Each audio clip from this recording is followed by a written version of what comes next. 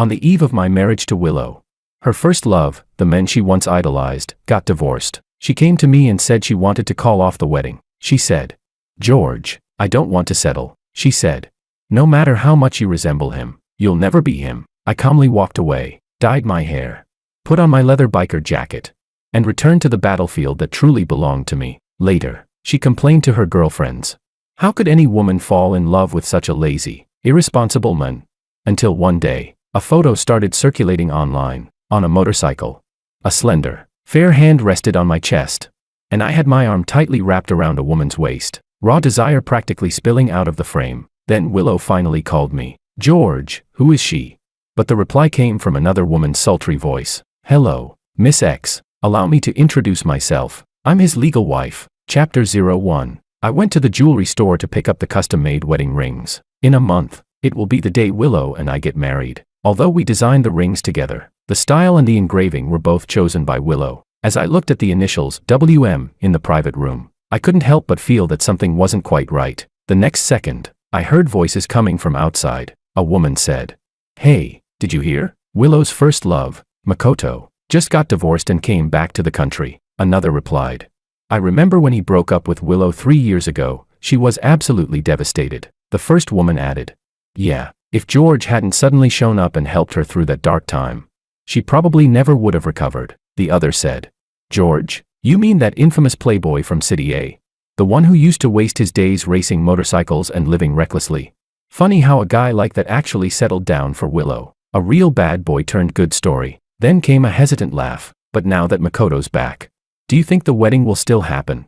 "Well, the invitations have already gone out. If it gets cancelled, George will be the biggest joke in the whole social circle." After their voices faded away, I looked again at the initials WM, and a bitter realization started to dawn on me. I called Willow. She didn't answer the phone, but amid the noise in the background, I could still hear her voice say, "He's got no ambition. He's not even worth one of Makoto's fingers." Someone else protested, "Come on, Willow, that's harsh. He's rich enough already. Why demand ambition too?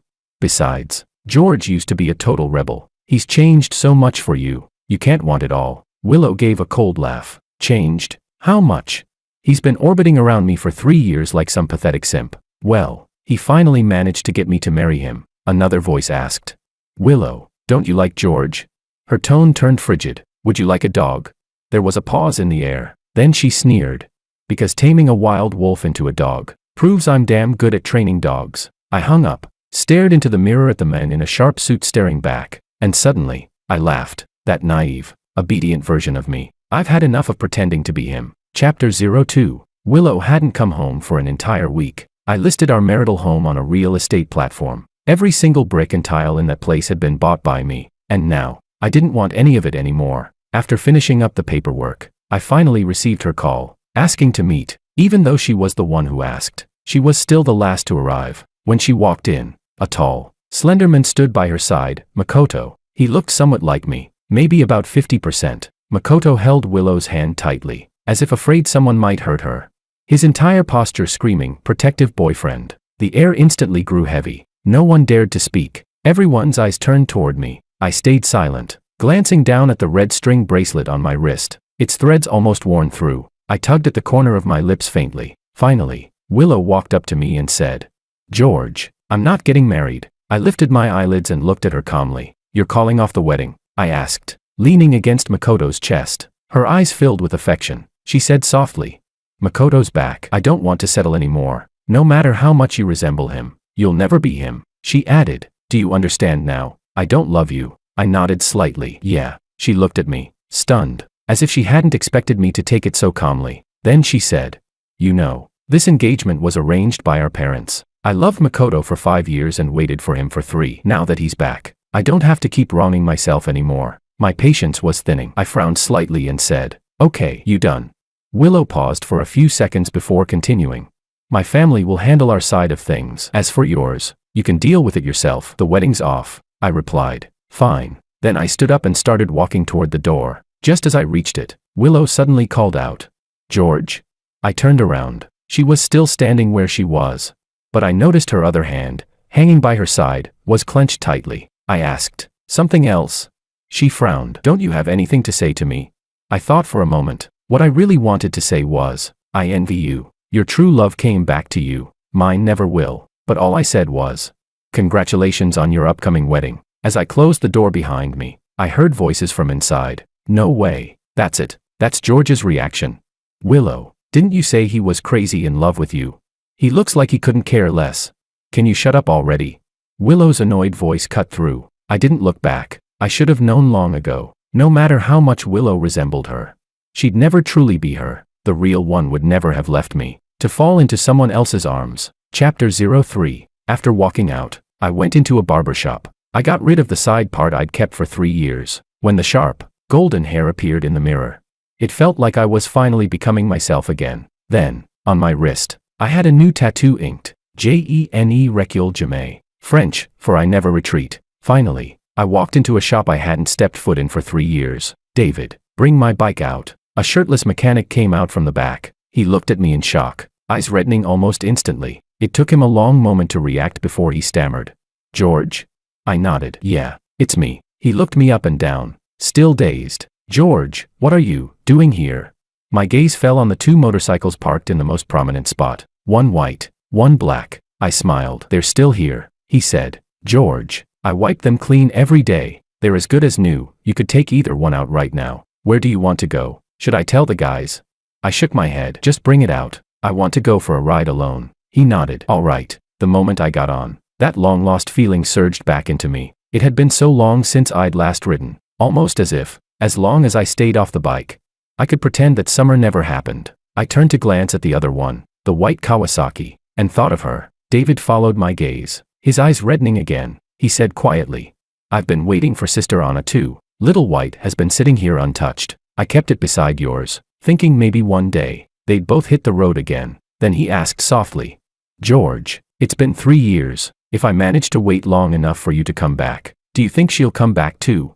I froze for a second. So it really had been 3 years, he said. Didn't they say if you listen to the clock that runs backwards 1,000 times, you'll see the one you miss? I've already done that. But Anna still hasn't come back. I turned my head away. My nose stung a little, but I still smiled and said, it's just something people say to comfort themselves. The dead can't come back to life. Then I started the engine. What David didn't know was that I'd already listened to that song 10,000 times. I rode all the way up to the mountain peak, looking down at the view below. I shouted into the night, Anna, I did everything you told me, settled down, started a career, so why haven't you come back? You said you'd show me how you look in a wedding dress, but in the end, I can't even see you anymore. Tears slid down my cheeks. I muttered, damn, the wind's so strong, it's getting in my eyes. On the empty mountaintop, the night stretched out into a sea of stars. The moonlight cast its soft, silvery glow across the land, making everything feel gentle again. Behind me, there was a faint rustling sound. I spun around sharply, but no one was there. It was only the sound of insects in the grass. Chapter 04. After calming myself down, I rode down the mountain, but suddenly, the white Kawasaki was gone. David. I jumped off the bike and shouted toward the shop. Where's the bike? Who took it? Then, behind me, a horn blared. My heart started pounding faster than it ever had before. I took a deep breath and slowly turned around. Under the dim streetlight, Anna leaned casually against the motorcycle, dressed in a black, skin-tight outfit. Her sharp, striking features just as wild and defiant as ever. She raised an eyebrow at me and said, so, how strong's that wind? Then she smirked, her tone teasing and bold. Try hard badass, tough mouth. Ah. Chapter 05. It felt like time had turned back. To the very first time I met her, my parents had been fighting again, arguing because I refused to follow the rules. They beat me hard that day. All I did was tell them to stop tormenting each other and just get divorced already. Was that really so wrong? I ran away, trying to process everything alone, and then, suddenly, I heard a lazy, teasing voice behind me. Hey, pretty boy, crying out here by yourself? I turned away, irritation in my tone. Don't talk nonsense. The wind's too strong, it got in my eyes. She gave a small, amused smile. Try hard badass, tough mouth. Ah. Anna sat down next to me, resting her chin on one hand, and handed me a tissue. She said softly, being alone feels heavy, doesn't it? You don't know me, and I don't know you. So let me just be a quiet listener. That year, we were both 14. I didn't tell her what had happened, but she sat with me the entire afternoon. Later, I found out who she was, a student from the neighboring school. A troublemaker the teachers didn't like. A so-called delinquent girl. People whispered that she was a bastard child. One without a father since birth. Maybe it was fate. Slowly, we got to know each other. She introduced me to her friends, shared their secret hideout with me, and told me to be unapologetically myself, because, she said, some people out there will love you just the way you are. When I was upset or fighting with my family, she would appear out of nowhere, telling me I wasn't alone. She even stood up for me, putting those in their place who gossiped about me, saying I was no good. She said, "George, good and bad are always relative. If your personal choices don't harm anyone, or violate what's truly right, then no one has the right to judge you. You are who you are." And I, in turn, defended her against those who called her a bastard. When she broke down crying, I stayed by her side, held her gently, and let her pour it all out. I told her, "Anna, you don't have to be anything. No one should ever be forced to do what the law doesn't demand. Your existence alone gives meaning." We were like two people drifting in the deep sea, and finally, we found the same piece of driftwood to hold on to.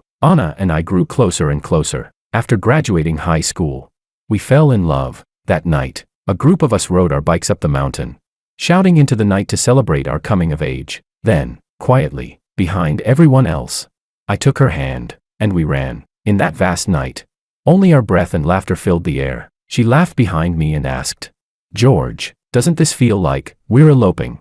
I still remember that summer, the fullest moon, the brightest stars, the sweetest sound of cicadas, and the most sincere eyes of a young girl. Under the blanket of stars, we hugged and kissed. In that moment, it felt like forever. Chapter 06. Anna, you're finally back. I missed you so much. My voice trembled, and even my body shook slightly. She said, "Look at you, all weak and pathetic." "I'm right here, aren't I?" I rushed forward, only to see David pushing the motorcycle toward me. "George, what's wrong?" he asked. "Didn't Anna once say it, that her bike and yours would never be alone? When I saw you ride off, I thought I'd better roll out Little White and start her up too." "Oh, so it had just been my imagination." I turned my back to him and pressed my fingers against my brow. "People say, you shouldn't meet someone too dazzling when you're young, because everyone you meet afterward will feel dull in comparison." Guess I was the one too obsessed, too stubborn. 3 years had passed, and I still couldn't face reality. Still prayed for a miracle that would never come. Chapter 07. When I got home, everyone was waiting for me. The moment my mom saw my dyed hair and leather biker jacket, she was furious. "Look at yourself. What do you even look like now? Not a trace of the Wong air in you." No wonder Willow called off the engagement. I stood at the doorway, suddenly not wanting to go in at all. When I turned to leave, my father's voice barked, "Where the hell do you think you're going? Get back here. Call the Liu family right now and apologize. Tell them it was your fault, that you acted rashly, didn't think things through. Tell them not to take it to heart." He went on, "The invitations are already out. You can't just cancel a wedding like that. And another thing, get that ridiculous color off your head. With you looking like this, who would ever trust their daughter to you?" I slowly walked up to them, then smiled faintly. "Why should I apologize?" I said. "She's the one who said she wouldn't settle. The one who wanted to marry her ex-boyfriend. She's the one who broke off the engagement. I gave them my blessing, so tell me, what did I do wrong?" Slap. My father shot up from his chair and struck me across the face. "Idiot," he roared. "You're a man, and she's a woman. Why stoop to her level? She's foolish, and you're even more foolish. Use your damn head for once. Do you really think the Liu family would let their daughter marry a divorced nobody?" My face burned with pain. He continued, "I regret ever letting you manage the company. You were supposed to handle things calmly and strategically. But you've ruined everything. Even if she was cheating on you, so what? Everyone in our circle turns a blind eye to that kind of thing. As long as the kid's yours and you get the benefits from the Liu family. What the hell are you so angry about?" I tilted my head slightly, tongue pressing against the inside of my cheek, and gave a small, cold smile. "You two can both play your own games, but sorry, I can't live like that." My father's chest heaved violently. He grabbed the cup from the table and hurled it at me. "Useless. That filthy woman's been dead for 3 years. And you're still moping around like this. How did I end up with such a worthless son?" Then he shouted, "George, I'll say it again. This marriage will not be cancelled. Even if it kills you, you'll at least leave the Wong family an heir first." Chapter 08. I didn't manage to dodge the glass. It grazed my face and opened a cut above my eyebrow. For a brief moment, memories struck me all at once. After Anna fell off the cliff, I sank into a deep depression. I tried to take my own life. The servants found me just in time and saved me. My parents said I was ungrateful. That as the son of a wealthy family, living surrounded by privilege, how could I afford to fall ill like that? Maybe they were right, or maybe not. But just as they never understood me, I could never understand them. I couldn't be like my father, capable of doing anything for self-interest. Nor like my mother, always pretending to have feelings she didn't. I always believed that a person should have moral boundaries, whether toward employees or toward enemies. And why could I never understand them? Perhaps because, for as long as I could remember, each of them had their own family outside. So I never understood, if they didn't love each other, why did they bring me into this world?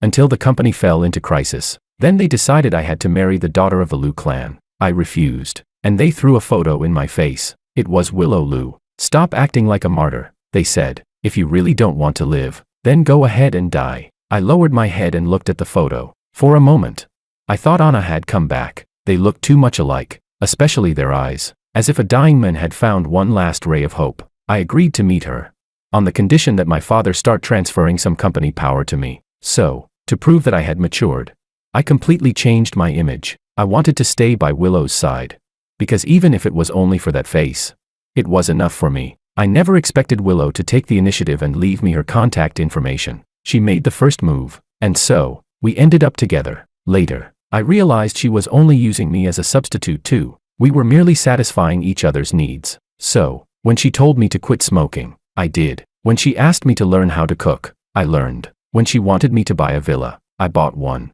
She even told me to stop riding motorcycles, and I listened. In the eyes of others, the once rebellious me had turned over a new leaf for her. I loved her so much it almost killed me. Even Willow herself believed that. What could I say? I was willing to do anything for that face. So even when she crossed my boundaries again and again, I endured it, because whenever I looked at her, I saw Anna, as if she were still by my side, never gone. Until the day her true love came back. Her eyes had room for no one else. That's when I finally woke up from the dream. No matter how similar she looked, Willow would never be her. Chapter 09. Before going to sleep, I unexpectedly received a call from Willow. She said, "Your parents called mine." I remembered that earlier tonight, I had posted the first motorcycle photo I'd shared in 3 years on my moments. A friend commented under it, "George took me for a ride."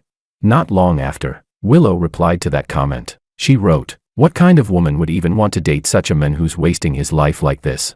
So, I called her and said, "Don't worry, this marriage isn't just something you don't want anymore." Still, I couldn't help but feel a bit of regret. I would never again see the gentle look in her eyes when she gazed at me. Willow was silent. After a while, she gave a cold snort, her tone full of contempt. "George, I'm not anyone's accessory. If you want to marry me, you'll have to accept what's between Makoto and me. Don't expect me to belong to only you. Understand?"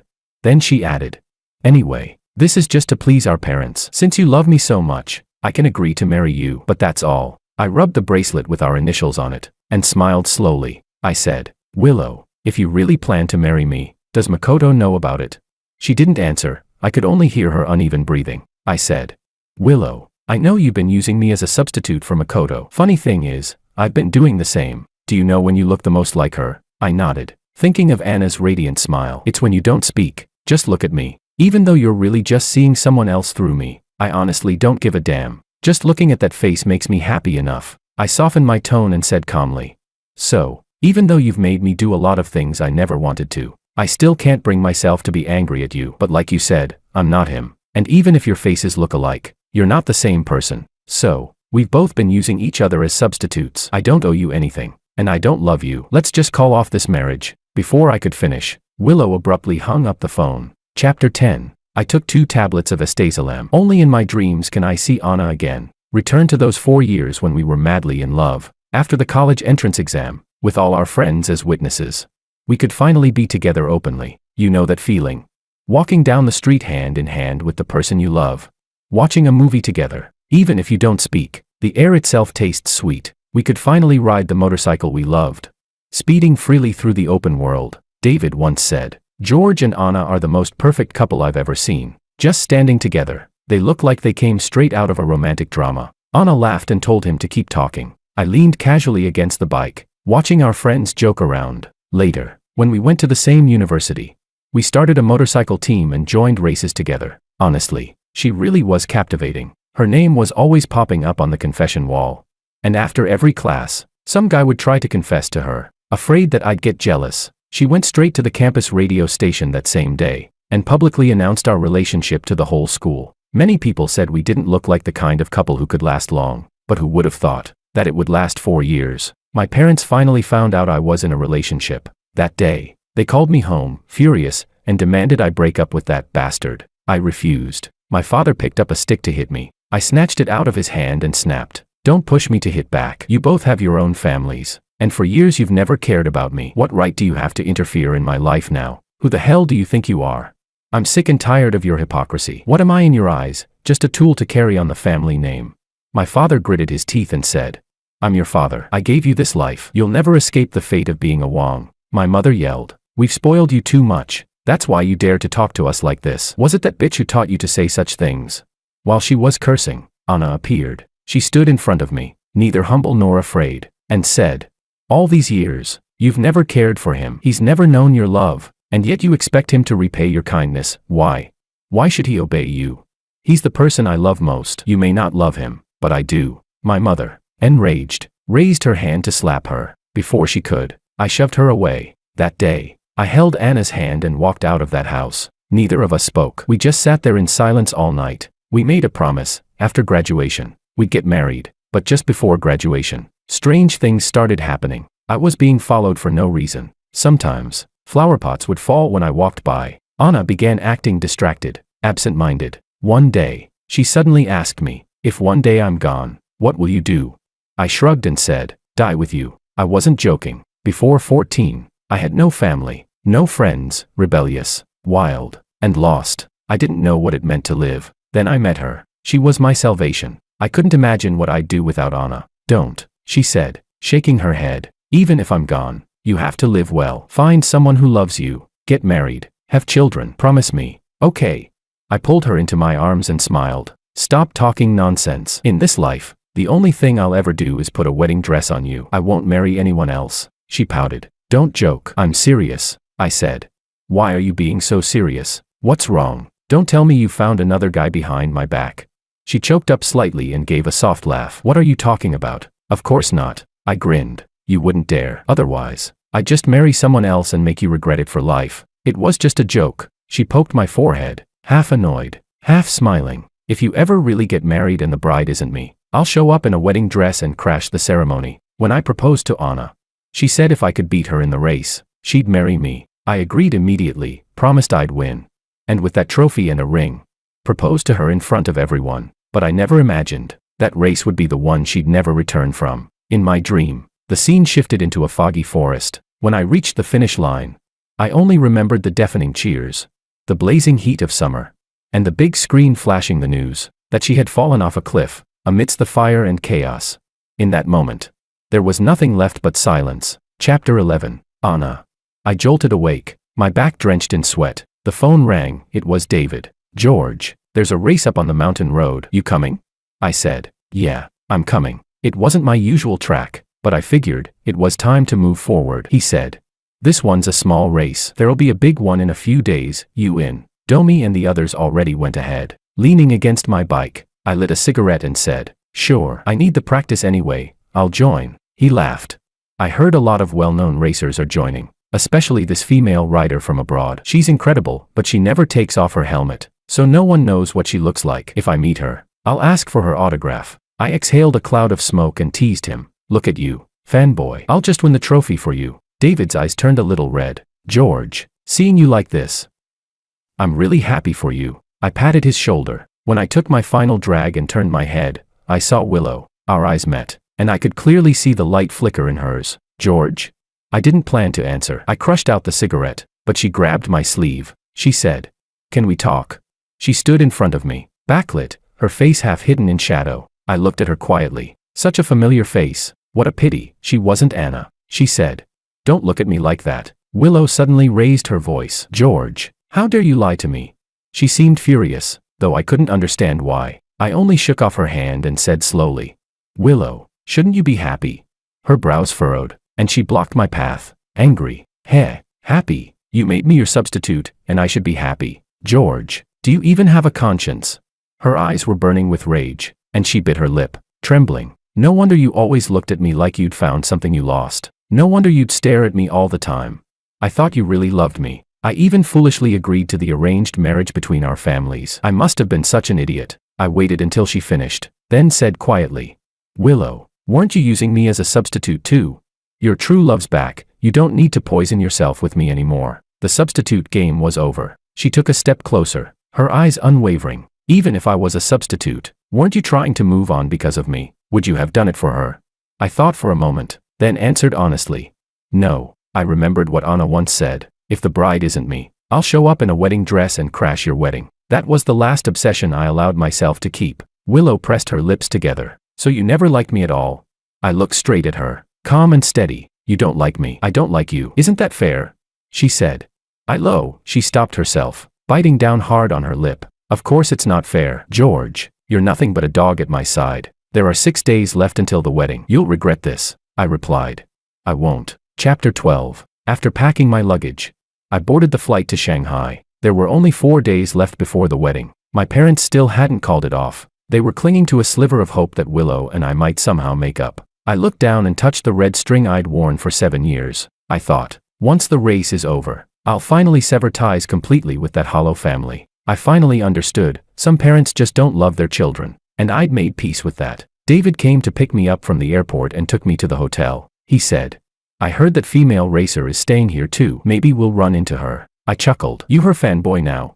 David scratched his head. I just think, some of her moves remind me of Anna. My heart skipped a beat. Sensing the awkward silence, David quickly changed the subject. George, a lot of our old friends are joining this race too. They'll be thrilled to see you here. When we arrived at the track, I really did see many familiar faces. Most of them had been Anna's friends back in the day. They were people with rough pasts, pulled out of their darkness by her hand. Each of them finding a new purpose to chase in life. There, the white bike. David nudged me and pointed towards someone. They were a little far away, so I couldn't see clearly, but when I looked, coincidentally, that person turned their head too, the helmet glinting under the light. Strange. A wave of recognition hit me like lightning. My hands started to tremble. My heart pounded so hard it nearly leapt out of my throat. David laughed and shouted, George, we're all counting on you out there. As the countdown for the race began, I locked my eyes on that white motorcycle. Suddenly, I remembered the race from 3 years ago, the one before everything fell apart. Before the start, Anna had said to me, if you can beat me, I'll marry you. And I had promised her, with all the confidence in the world, that I'd win the trophy and propose to her under the cheers of the crowd. The engines roared to life. David seemed to shout something at me, but I couldn't make it out. At that moment, I could only see one thing, that white blur ahead of me. I thought, I need an answer, no matter who she is. I have to see the face beneath that helmet. The timer hit 0. I shot forward like an arrow loosed from a bow, racing as if my life depended on it. Chapter 13. The wind roared past my ears, like 1,000 horses charging all at once. I pushed the throttle inch by inch to its limit. My fingertips went numb from the vibration, and even my breath carried the bitter taste of gasoline. The curve loomed ahead. The screech of rubber scraping asphalt sliced through my nerves. I leaned into it by instinct, tilting, cutting through the bend, accelerating out. In my eyes, there was only that flash of white ahead. Her taillight flickered once in front of me, and I closed the distance, chasing it relentlessly. Every heartbeat pulsed in rhythm with that red light. Time stretched thin, the world fading into gray and white. Only the roar of engines filling my ears. Just a little closer, a little more. I could almost hear the rush of blood pounding through my veins. On the final corner, she slowed. I didn't. In that instant, I didn't know whether I wanted to win, or just prove she was real. The checkered flag fluttered in the wind. I heard voices shouting in the distance. My tires left long black trails. The whole bike trembled beneath me. I stopped, the air inside my helmet burning hot. Victory tasted like gasoline and resurrection. Until I saw the screen. It showed I'd won. Champion. And the female racer. She had a foreign name. We followed the staff backstage. My jaw tightened as I stepped forward, blocking her path. I knew it was rude, but I had to see her. I asked if she could take off her helmet. She didn't move, just stood there, silent. Even her figure was so much like hers. My heart pounded so violently I thought it might burst. Finally, she spoke. I'm sorry. Sorry. In that moment, everything around me turned cold. So it wasn't her. Of course not. I remembered that summer, Anna asking me, if I'm gone one day, what will you do? And me, laughing, saying I'd die for her, but I hadn't. I lowered my head, my lips trembling uncontrollably. That was it, the last trace of hope gone. I turned to leave, but suddenly, someone grabbed my arm. I looked back, my gaze following from her fingers to the slender wrist, and saw it, a red string, frayed, faded. The same as mine. My mind went blank. Then, she lifted her hand and removed her helmet, and I saw the face I'd been dreaming of for 3 years, the same curve of her smile, the same warmth. Anna, my Anna. I missed her so much, but when I opened my mouth, no sound came out. Now I knew what it meant to be so moved you can't speak. 3 years had passed, and she looked almost unchanged, yet somehow, she had. Otherwise, why were my eyes blurring with tears?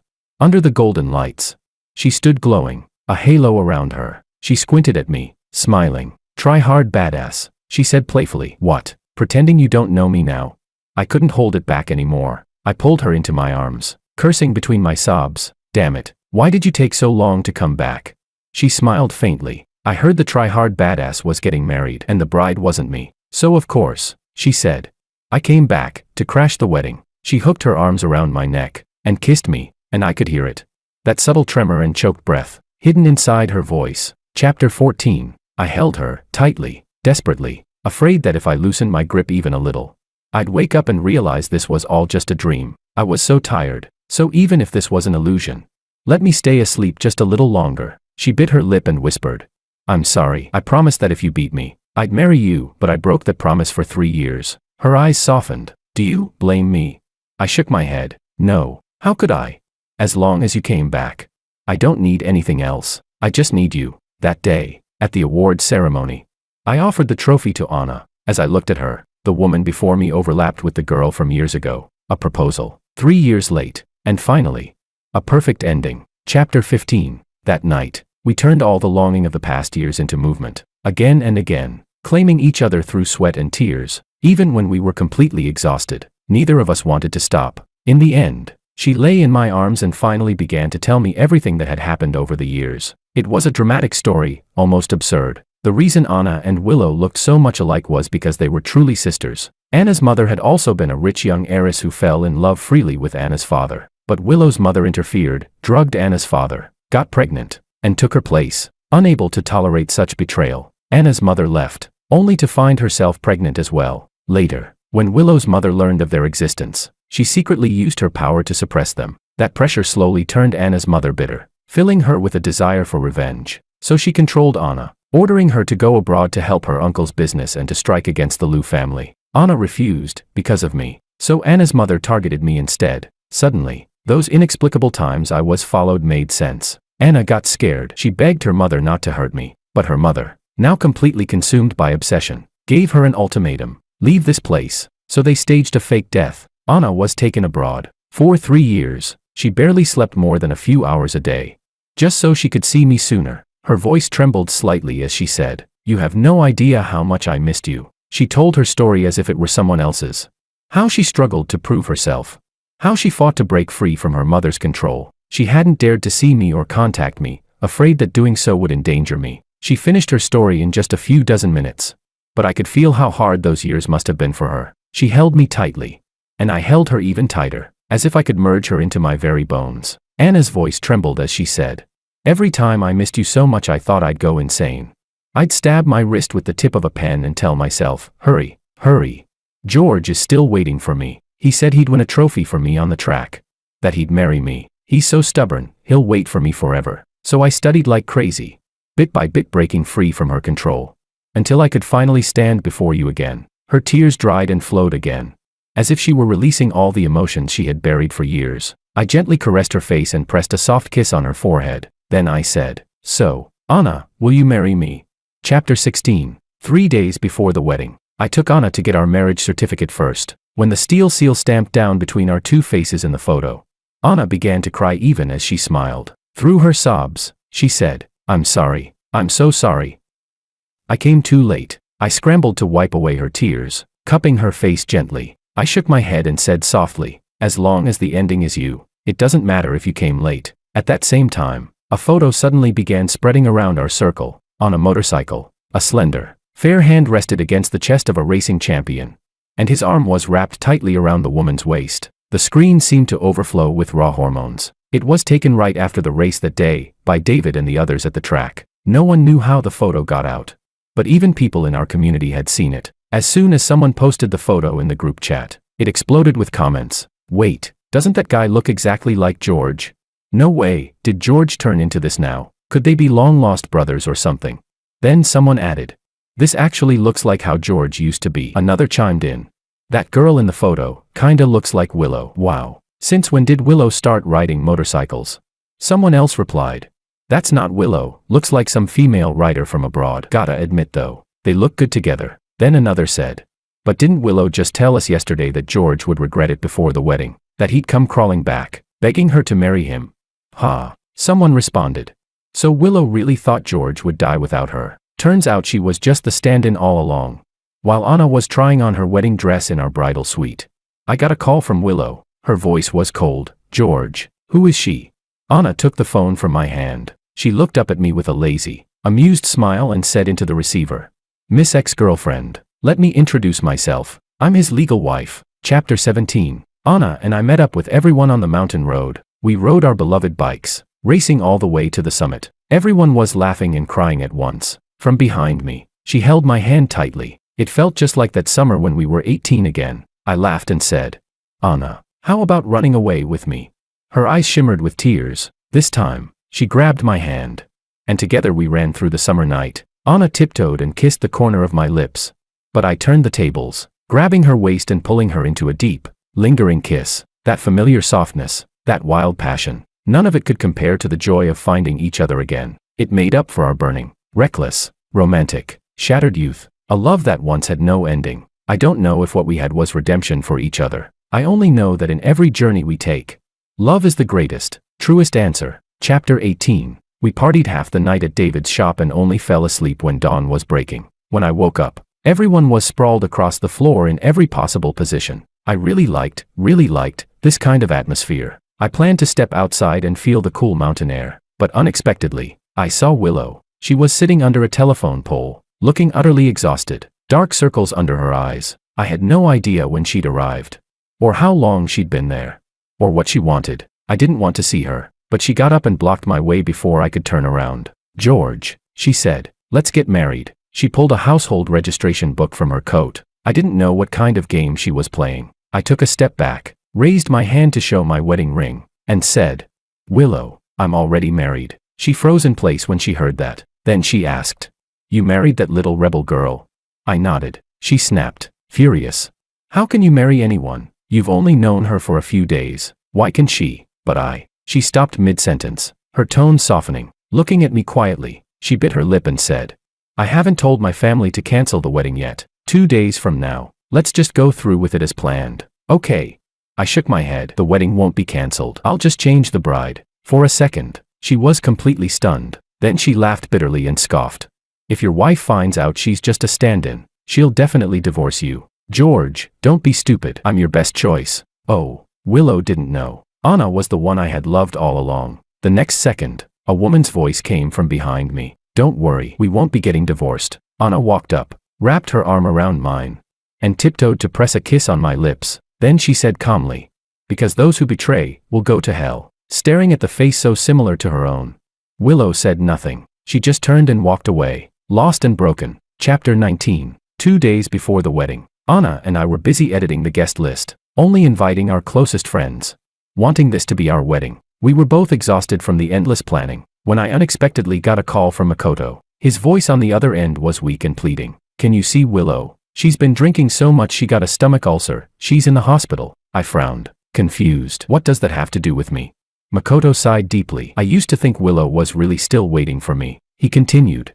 I thought when I came back, she'd finally choose me without hesitation. For a week, she stayed with me, but she kept looking at her phone. I knew she was waiting for your message. You never called her, not even once. So she came to see you and said she wanted to break off the engagement, just to provoke you, he said. But you walked away so calmly. You have no idea how insane she went after you left. That's when I realized, in this whole stand-in game, she'd actually fallen for you, he added quietly. When she found out you were with someone else, she even murmured your name in her sleep. I frowned and cut him off. I'm not interested in hearing this. I never had feelings for her, I said. Not once, I said. She's the same, just unwilling to accept that she lost control in this relationship. Then I hung up. Chapter 20. The day before the wedding, Wang Corporation and Su Corporation announced a high-profile joint acquisition of the Liu Group. Only then did everyone finally realize the Liu family had an illegitimate daughter living abroad all along, but instead of fighting for inheritance, she and her mother had joined forces for revenge. That day, everyone online was also buzzing about another thing: how much Anna Su looked like Willow. And at that exact moment, I announced that I would marry my first love from youth, the wedding set for the next day. That's when everyone connected the dots. The mysterious female racer was her. She was my love who had returned from the dead. My father was overjoyed, praising me for being farsighted. He said proudly, "You truly take after me, better than the master himself." But that very day, I brought Anna home and told them that from this moment on, I was cutting all ties with them. I'd never been able to do it before. Kept tearing myself apart inside, because I thought they gave me life, because deep down, I still had illusions. I wanted their understanding, but coming into this world wasn't my choice, and since I'm already here, I'm my own person. When I was writhing in pain again and again, they stood at a distance, watching me drown in that dark ocean, never once reaching out to save me. If I can't have it, then I won't want it anymore. After all, not everyone in this world is born with family love. Learning to accept the absence of certain emotions, that too is part of growing up. When I left, my parents stood before me. For the first time, I saw panic on their faces, but that no longer had anything to do with me. Chapter 21. The wedding day. Anna wore the wedding gown I had prepared long ago. It fit her perfectly. She looked at me and asked, "How did you know I'd come back?" I pinched her cheek gently and smiled. "I didn't know if you would," I said, "but I reserved the meaning of your return." I wore the suit she had chosen for me. Gone was the reckless arrogance of my youth, replaced by calm maturity and quiet warmth. I wrapped my arms around her from behind. Looking into the mirror at our reflection, my eyes grew slightly red. This day, I had waited too long for it. Anna turned and kissed the corner of my lips. She teased softly, "Try hard, badass. How strong is the wind this time? Why are your eyes teary again?" That one line, it hit me right in the heart. I'd once imagined her saying that to me at the foot of the mountain, but it had only been an illusion then. Now that illusion had come true. What was lost had been found again. Heaven had been far too kind to me. I lowered my head and kissed her eyes, smiling as I said, "I was just thinking, there's someone who misses me. Someone who'll wait to see the spring rain, the summer wind, the autumn leaves, and the winter snow with me." So even when I was alone, I kept moving forward, fearless, because I believed that at the end of every cliff, the wild wind still blows, and the one I love will be there, waiting to say, "Hello, we meet again."